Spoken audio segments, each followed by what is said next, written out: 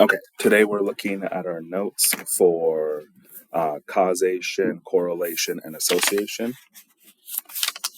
These notes fold up like this: association, causation across the top, and then on the bottom, we have our examples right here. So this is how your notes will fold up.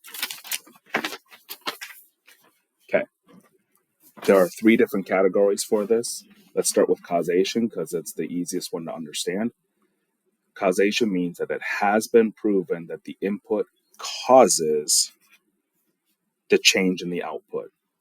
This causation implies automatically association.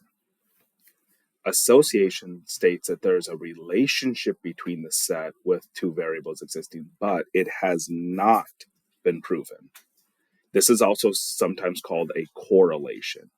Association does not imply causation. So in order for causation to happen, there has to be association.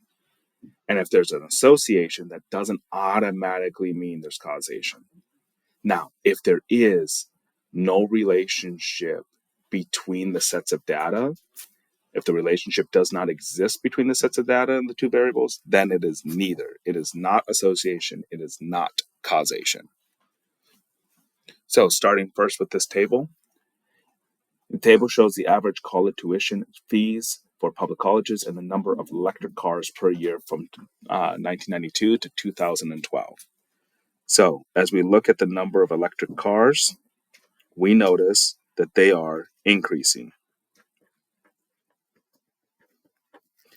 And if we look at the average college tuition and fees, they are also increasing.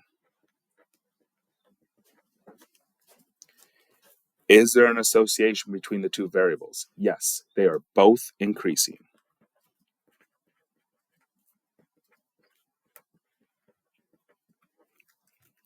Is this an example of causation? Has it been proven that electric cars cause tuition fees to increase?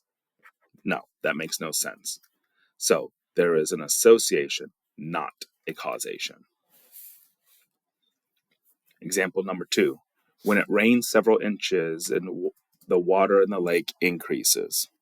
So, is there an association between the 2 variables? Rain increase, and as the rain increases, the water level increases.